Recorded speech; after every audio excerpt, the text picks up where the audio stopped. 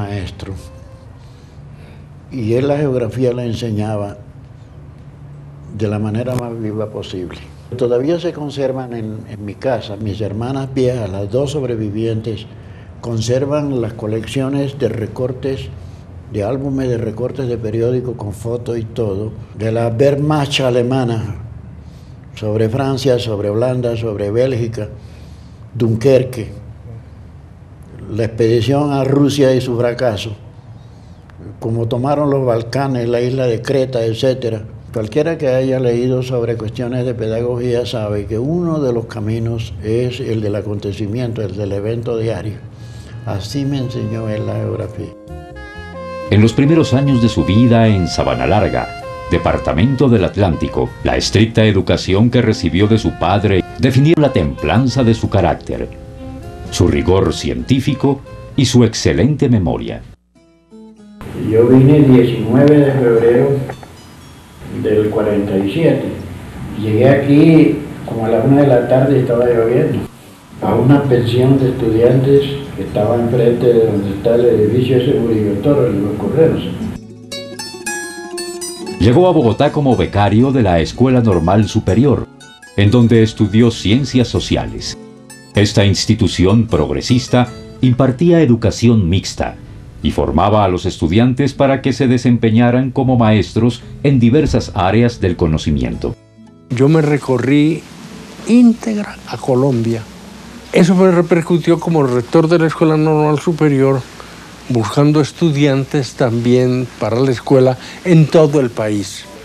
Hubo muchos especialistas formados en la normal en asuntos colombianos, en geografía, en historia, en etnología, en economía colombiana, en ciencias, en botánica y zoología nacionales, etc., ¿no? La Escuela Normal Superior, en el fondo, y para decirlo de un modo muy esquemático, era una especie de imitación de la École Normale Supérieure de París, que fue fundada por Napoleón.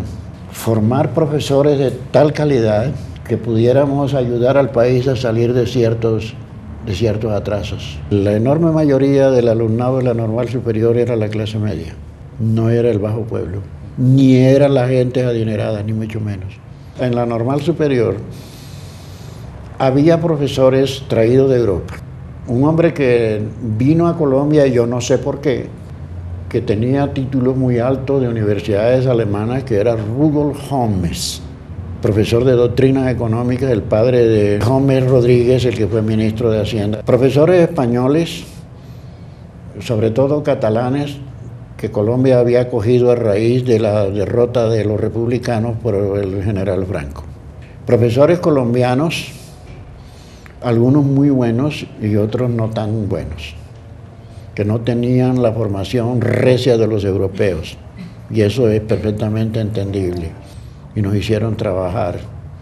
Y sobre todo, los sobrevivientes de la Normal Superior, todos estamos contestes en eso. Nos enseñaron disciplina para la investigación, sin esperar que los resultados fueran inmediatos. Tal vez fue una de las herencias culturales y científicas más valiosas que nos dejaron. Desde una residencia universitaria ubicada en el centro de la ciudad, este estudiante de la Normal Superior vivió los difíciles días que siguieron al 9 de abril de 1948 en Bogotá. Yo fui a clase en la mañana, salimos a las 12 del día, de ahí de la Normal, a pie, y llegué allá y me sirvieron el almuerzo. Tengo la costumbre desde cuando era un bebé de que el almuerzo me da sueño, y entonces me recliné en mi cama, en la pieza que yo tenía. Me despertó un ruido que hacían y la alarma de gente que corría dentro de la pensión. Me levanté y pregunté qué sucedía, qué era el motivo de eso, porque ya era como la 1:30 de la tarde, 1:20, y yo me iba a disponer a regresar, que tenía clase a las 2 de la tarde. Cuando me dijeron, no es aconsejable que vaya. Sin embargo, yo salí a la calle 13 y me di cuenta de que las cosas no eran normales, que los buses iban repletos de gente y otra gente le tiraba piedras. Yo seguí por la acera norte. Cuando llegué allá al portón ese de la Normal, entré y alguien me dijo de los funcionarios: mire, Blanco, mejor que se retiren, que esta cosa se va a poner peor. Mataron a Gaitán, ya me lo habían dicho allá en la pensión. Efectivamente, cuando yo regresaba, eso se había puesto, se oían tiros. Y llegué a la casa en que vivía, el edificio en que vivía. Y ahí se reunió toda la gente que vivía ahí, por lo menos la mayoría. Y nos encerramos hasta el día, eso fue el 9 por la tarde. Yo volví a salir como el día 11 o 12 a San Victorino a comprar algo de comer. Recuerdo que nosotros éramos 2 o 3, compramos unos bocadillos y pan, pero el pan estaba durísimo, era como de 3 o 4 días, porque no había suministro de alimentos. En el tiempo que estuvimos encerrados ahí los primeros días, por experiencia inmediata tuvimos que no subir a la terraza, porque a alguien que se le ocurrió subir y que a jugar ping-pong, el ping-pong era de balas. Estábamos en la oscuridad porque le metieron candela al siglo. Y entonces todos los cables de los de mediana tensión se cayeron, todo el sector quedó a oscuras. Y como quemaron también el detectivismo, el SIC, entonces el problema era alimentarnos 30 y pico de personas. Como vivíamos en un segundo piso, rompimos el tablado, porque debajo había una bodega. Y 2 de los residentes ahí con una cabulla bajaron y subieron una caja con sardinas. Y otros fuimos a la calle 15, donde estaba el Instituto Nacional de Abastecimientos, y trajimos una caja con panela y medio bulto de arroz. Un Bernal por allá de Caldas tuvo que bajar armado al primer piso porque unos tipos enruanados querían meterle candela al edificio y él a tiros lo espantó. Si no, hubiéramos tenido que volar de ahí, pero ¿y dónde nos metíamos? En la 19 con la 7ª estaba una librería, la librería suramericana o Suramérica. Eso saquearon la librería y estaban los volúmenes de eso de anatomía de Testí, regados por el piso, revueltos con los santos descabezados y las bancas de la iglesia del Hospicio casi hasta la calle, hasta la Jiménez, desde la 19. Y después el antioqueño dueño de eso, ya cuando las cosas se fueron asentando, siguió con el negocio, pero ya no vendía libros. ¿Sabe lo que puso? Y los tenía exhibidos afuera, como una protesta, entiendo yo. Taza de esa de sanitario y micas, vasos de noche. El 17 de abril o el 18 creo que fue, alguien me prestó la plata, yo la pagué al regresar y me fui para Barranquilla.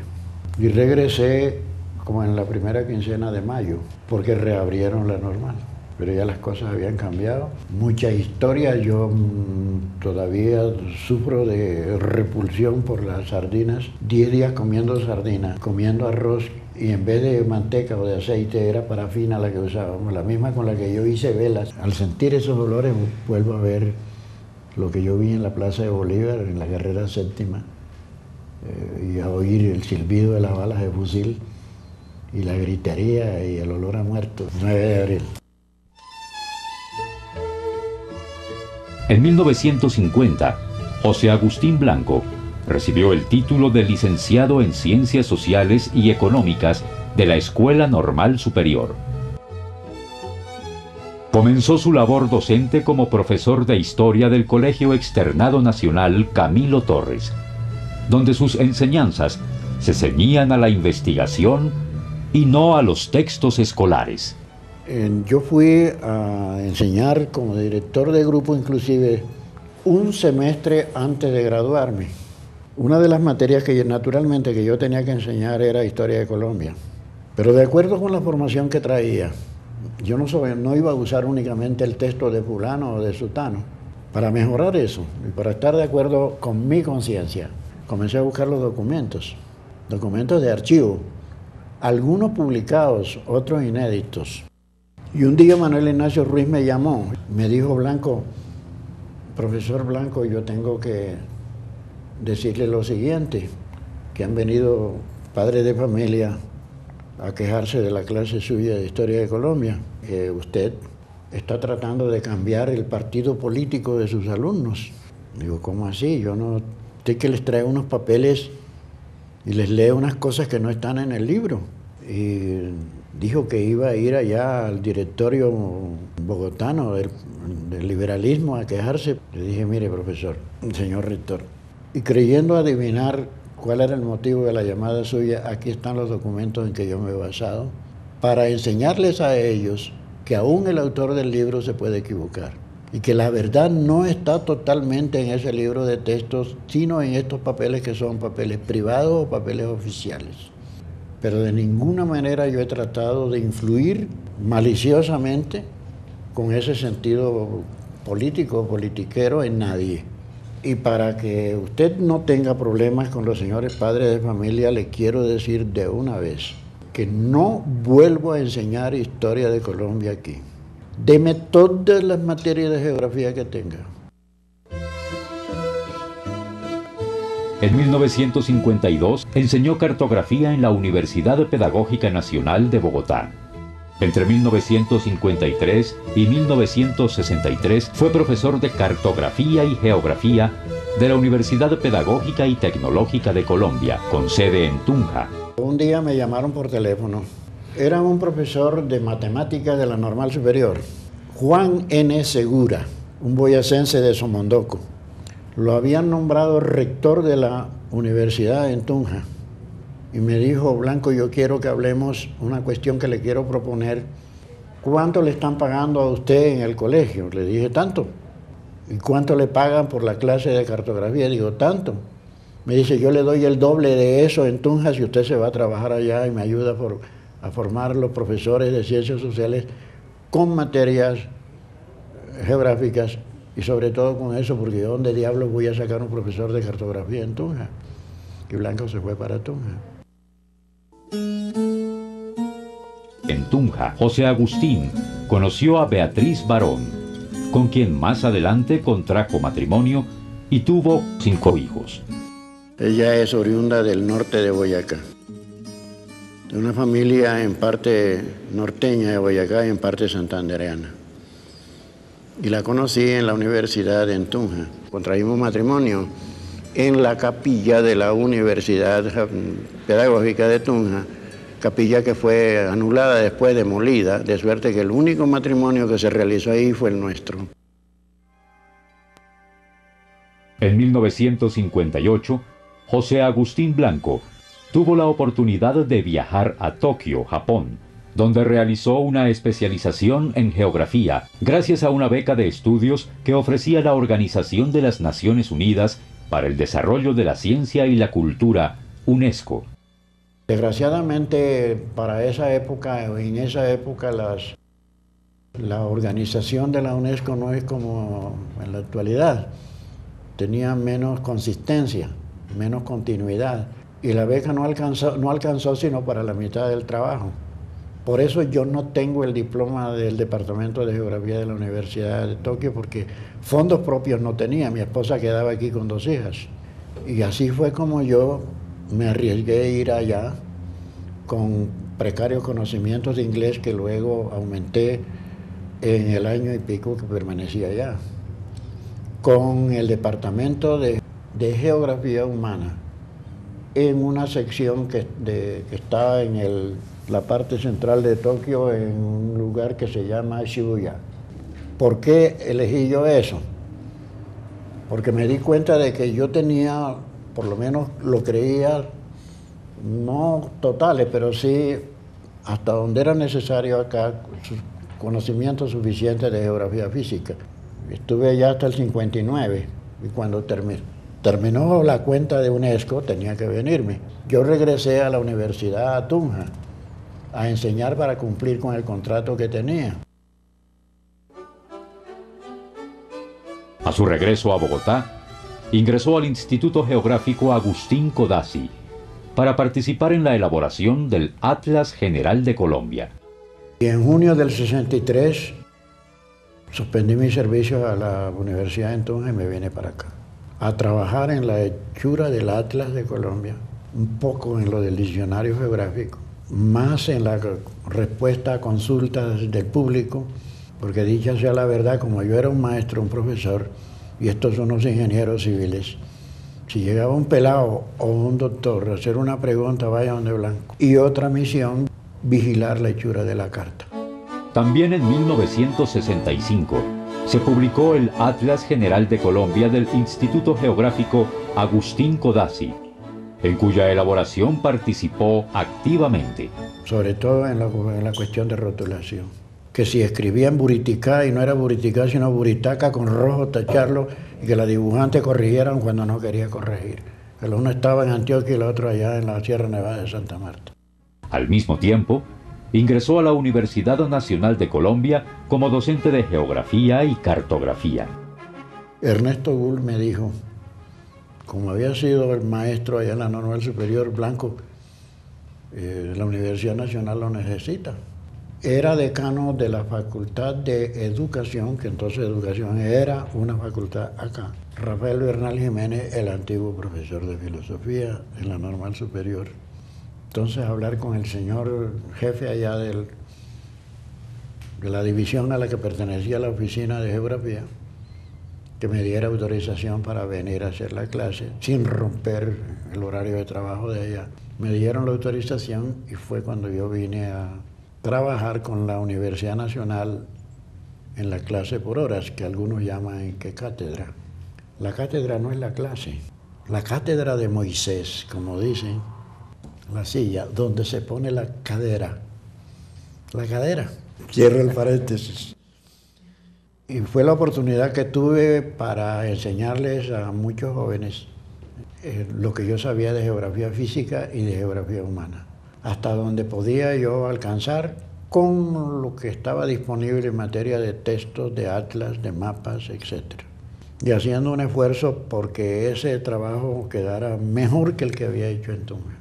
Y de acuerdo pues con la aureola, el trasfondo ese que daba el hecho de ser funcionario del Instituto Codazzi. Uno de los hombres que es otro hito en la historia de esta vida de un profesor como soy yo. Apareció también antiguo profesor de Blanco, es Luis Duque Gómez, a quien le debo mucho.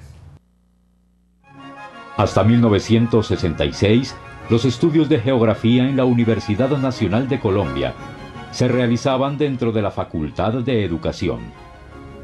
Con la reforma académica del rector José Félix Patiño, la Facultad de Educación pasó a ser un departamento de la nueva Facultad de Ciencias Humanas. La organización en detalle de la universidad antes de la creación de los departamentos yo no la sé, porque me moví en el plano no digamos bajito ni muy alto sino mediano de un profesor de la universidad en una facultad que luego cambia de categoría al organizarla de una manera más dinámica, puesto que los departamentos funcionan mejor que una facultad rígida dividida en secciones. En 1967 se creó el Departamento de Geografía dentro de la Facultad de Ciencias Humanas. Su primer director fue el geógrafo alemán Ernesto Gull. Crearon el Departamento de Geografía porque al principio no había departamentos. La Universidad Nacional no estaba organizada por departamentos, sino por facultades. Y las facultades tenían secciones. Cuando acabaron la Facultad de Educación, la convirtieron en un departamento de la Facultad de Ciencias Humanas.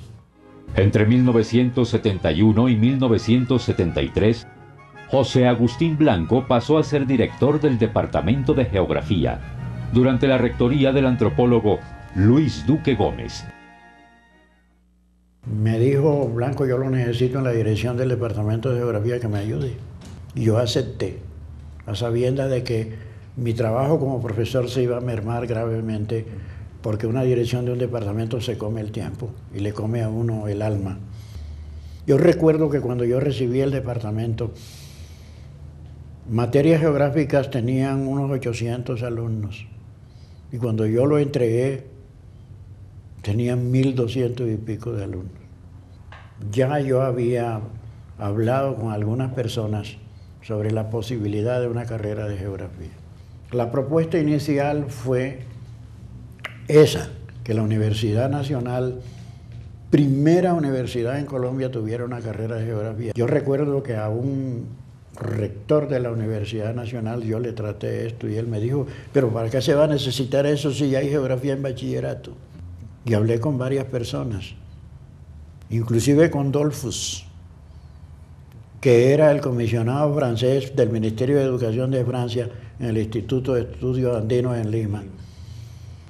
Y fue cuando comenzó lo que después remató en una conexión mucho más sólida con el Ministerio de Educación de París, para que ellos se apersonaran como en el siglo XIX ayudando a Colombia en esas materias. Por eso el día que me dijeron y que me informaron, el rector de la Universidad, Antanas Mokus, el hijo de un lituano, aprobó la carrera de geografía y me sentí feliz.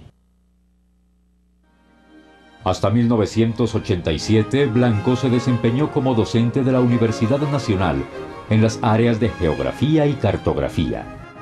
Como docente universitario se ha destacado por su carácter estricto y el rigor con el cual transmite sus conocimientos, a la vez que inculca en sus alumnos el interés y los hábitos de investigación.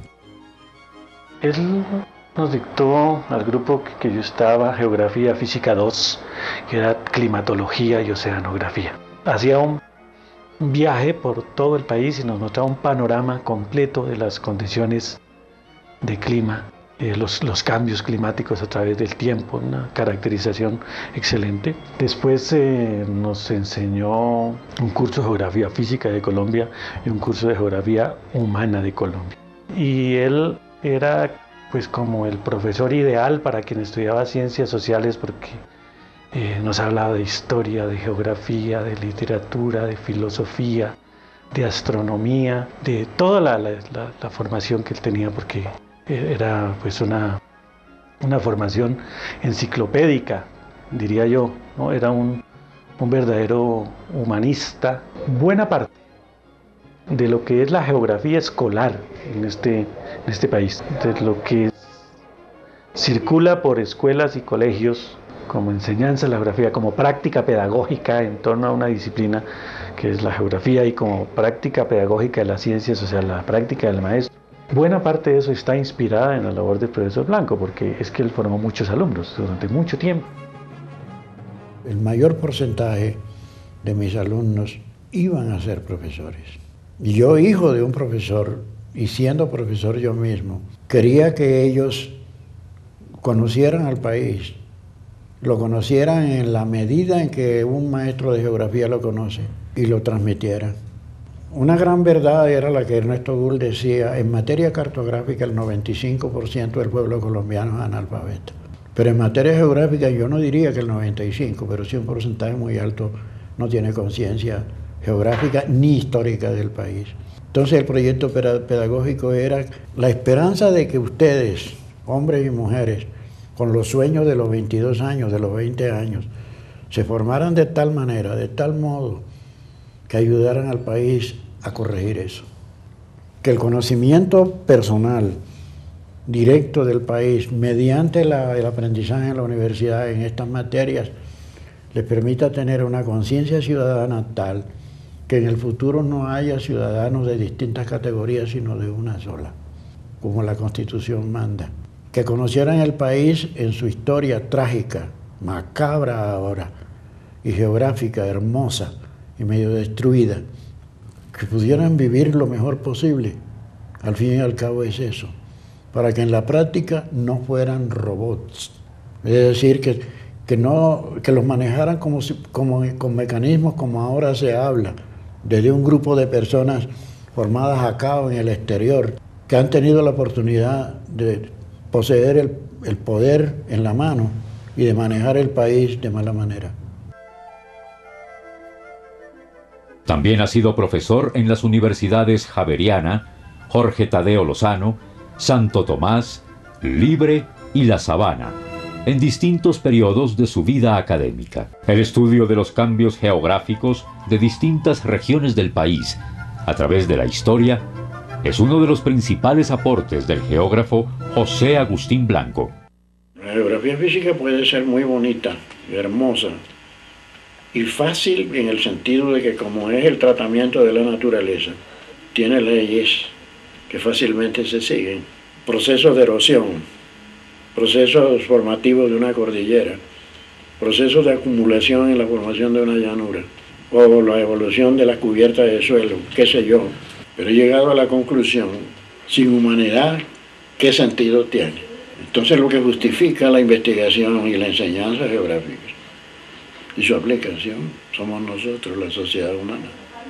Al fin y al cabo, para mí, la geografía no tiene sentido sino en su significado social. Y entonces toda geografía es humana al fin y al cabo. No hay separación de una geografía física y una geografía humana. La geografía física se justifica si la gente la usa. Es espacio y tiempo, pero también organización social, que es organización política y económica. Él era un historiador del espacio, del territorio. ¿Cierto? ¿Por qué? Porque para él la geografía es histórica. Él podía leer el pasado de este país en los paisajes del pasado también, en los restos del paisaje. Él pensaba que conocer el país era también conocer esa evolución de los climas, evolución de la geología, evolución del poblamiento, la evolución de las ciudades, del uso de la tierra, la transformación demográfica. ¿Cómo se investiga en este campo? Primero, usted se arma de paciencia y de tenacidad. Lo segundo, se busca usted los mapas y planchas topográficas a la mayor escala posible y de las mejores fuentes. Hace una primera exploración de campo. Recorre por la vía carretera el sector, porque después tendrá que volver. Entonces se mete al archivo.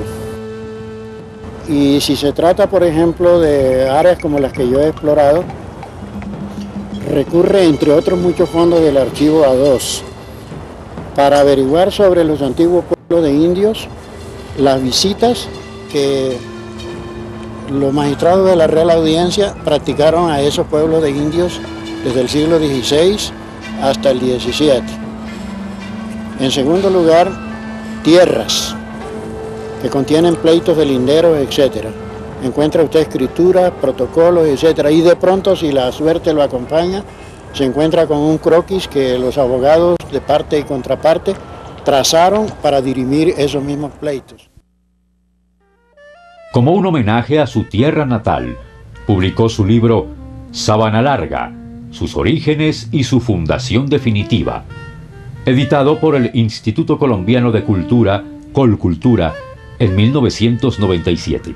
Y me puse a buscar la documentación sobre el origen de la ciudad. Todos los documentos que están en el Archivo de la Nación, no solamente sobre Sabana Larga, sino sobre todos esos episodios poblacionales del gobierno del virrey Eslava, Sebastián de Eslava, el militar, que nunca vino acá a Santa Fe por razones de la guerra y el peligro con los ingleses, tuvo que permanecer todos los 9 y pico de años de su gobierno allá en Cartagena. Él dictó una serie de normas poblacionales de organización pues, de la población, y uno de los primeros actos de esa reforma fue reunir los vecinos dispersos en un ámbito muy extenso para crear, había un curato, pero para crear, dice, para convertirlo en villa, es decir, ese poblado. El norte de Tierra Adentro y los orígenes de Barranquilla es uno de los trabajos más destacados dentro de la producción del profesor Blanco. Este estudio sobre el desarrollo histórico del territorio donde hoy se encuentra la ciudad de Barranquilla cuenta con su propia anécdota. La búsqueda de archivos fue larga, prolija y con muchas dudas. Logré para el norte del departamento del Atlántico toda la información archivística, menos lo concerniente a la ciudad. De manera que era como un rompecabezas del cual faltaban las piezas con el rostro de los personajes. Allá en la Universidad Javeriana yo tenía clase a X hora, subía por las gradas, sentí una voz masculina que me llamaba, profesor Blanco, el doctor fulano de tal me ha dicho que le traiga esta bibliografía y le pregunte si me sirve para un documento que tengo que preparar para una licenciatura. Y él me dijo muchas gracias y comenzó a retirarse. Pero cuando él se volvió la mano y yo vi que detrás de la parte posterior de la tarjeta había otro escrito y le llamé de nuevo. Y veo yo lo que está escrito detrás. Y decía, testamentaria de Bolívar. Digo, por favor. Esto ha estado delante de mis ojos varias veces en el archivo. Tal impresión me causó que entré y le dije a la persona encargada, dígale a mis alumnos que no puedo hacer la clase. Me fui para el archivo. Los expedientes correspondientes a la hacienda de San Nicolás de Tolentino, de donde brota Barranquilla. Le dije al empleado del archivo, tráigame el tomo 35 de testamentaria de Bolívar. Eso llenaba el rompecabezas. Y entonces comencé a trabajar ya más en firme la obra. Yo tenía muchos apuntes, había escrito más de 5.000 cuartillas. Entendí enseguida desde el comienzo, Molano, que lo que yo tenía que hacer al otorgarle esa entidad casi particular a la dimensión de tiempo en geografía era la reconstrucción histórica de ese paisaje o de esos subpaisajes con un método geográfico. Esa es la utilización de material cartográfico viejo, su traslación a material cartográfico actual, el estudio de los cronistas y el estudio de quienes pasaron por ahí en el siglo XVII, en el XVIII y un poco en el XIX. Eso ha significado otra cosa. La transferencia por intermedio mío del material de archivo de la Nación a la sección de estudios de ciencias sociales de la Universidad del Norte, a la biblioteca de la universidad, en la sección de sociales de la Universidad del Atlántico, de la Academia de Historia de Soledad. En fin, el trabajo lleva a esa finalidad, que les enseñen lo más próximamente posible a la verdad histórica, de acuerdo con el material de archivo. Su trabajo como geógrafo y cartógrafo ha propiciado una relación muy cercana con el Archivo General de la Nación, que en 1992 publicó su Atlas Histórico Geográfico.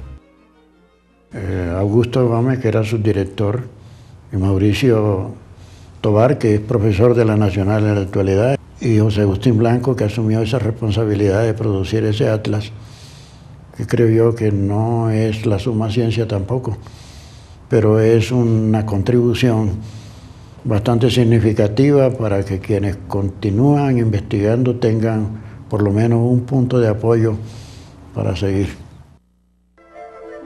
Asimismo, es autor de varios artículos sobre aspectos histórico-geográficos de distintos lugares de la costa atlántica colombiana. Actualmente cuenta con 3 publicaciones inéditas y 2 más en preparación. Una de las publicaciones que prepara se titula El general Francisco Javier Vergara y Velasco, geógrafo, cartógrafo, historiador, y ha sido su objeto de investigación en los últimos años. Estoy desde 1986, desde entonces trabajando a Vergara. Tengo la fortuna de haber contado con la ayuda de sus nietos. Yo le he prometido de manera solemne al doctor José Ignacio Vergara García y a Jorge Vergara García, ambos profesionales de la Universidad Nacional, el uno un médico neurocirujano y el otro un químico, y a María Elena Vergara del Departamento de Trabajo Social de la Nacional. Ojalá alcancemos este año a terminar, porque tengo que dar el testimonio de que si hay un colombiano, hablo en presente, con los máximos servicios del estudio de la geografía nacional, hombre que vivió entre 1860 y 1914, fue Francisco Javier Vergara y Velasco, el general. Hay una cosa importante y es que ellos tenían el archivo del abuelo, del general. Una cláusula del testamento dice que este archivo, son 4 tomos, vaya al archivo de la Nación y nosotros queremos que usted nos acompañe. Realmente es desconcertante este hombre, polifacético y complejo, historiador, geógrafo, cartógrafo, educador general de la República, organizador, director de periódicos, de revistas, bibliotecario nacional, autor del primer índice para el Archivo de la Nación. Inconcebible que una sola persona que no completa los 54 años de edad hubiera hecho tanto. Ese es el coloso de la geografía nacional. Desgraciadamente algunos de sus documentos, mapas, atlas, etcétera, no están acá. La biblioteca del antiguo Reino de Prusia en Berlín, la biblioteca de la Sociedad de Geografía de Neuchâtel en Suiza, la Société de Géographie de París, la Geographical Royal Society de Londres, el Museo Británico, la Real Sociedad Geográfica de Madrid, la Real Academia de Historia de Madrid, en Lima, en Santiago, por allá en la provincia de Manitoba, hay documentación de este hombre. El maestro Blanco es miembro de número de la Sociedad Geográfica de Colombia y de la Academia Colombiana de Historia. También es miembro fundador de la Asociación Colombiana de Geógrafos y miembro honorario de la Asociación de Profesionales de Sabana Larga Atlántico. Ha trabajado con el Instituto Panamericano de Geografía e Historia y es miembro de la Asociación de Geógrafos de América desde 1967. José Agustín Blanco se ha hecho merecedor a diversos reconocimientos, tanto en el área docente como en la investigativa. Es profesor distinguido de la Pontificia Universidad Javeriana de Bogotá y doctor honoris causa de la Universidad del Atlántico. La Universidad Nacional de Colombia le concedió la medalla al mérito docente en 1990 y el título de profesor honorario en 1994. Hoy en día, José Agustín Blanco mantiene contacto con las distintas academias y organizaciones a las cuales pertenece, al tiempo que continúa su trabajo sobre la antigua Tierra Adentro, hoy Barranquilla, y sobre la vida del geógrafo Vergara y Velasco. Con la misma pasión que ha sentido siempre por la docencia y por la geografía, José Agustín Blanco vislumbra el que considera el reto más importante de la geografía en el país. Pues el reto es, en medio de una situación de compromiso tan grave del futuro colombiano, que naturalmente estará maniatado, por razones que sabemos, de hacer investigación de campo.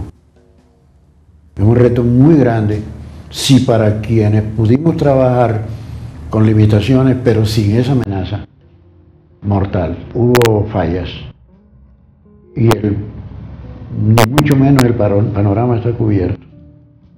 Tendrán que ser no solamente unos científicos, sino muy buenos colombianos.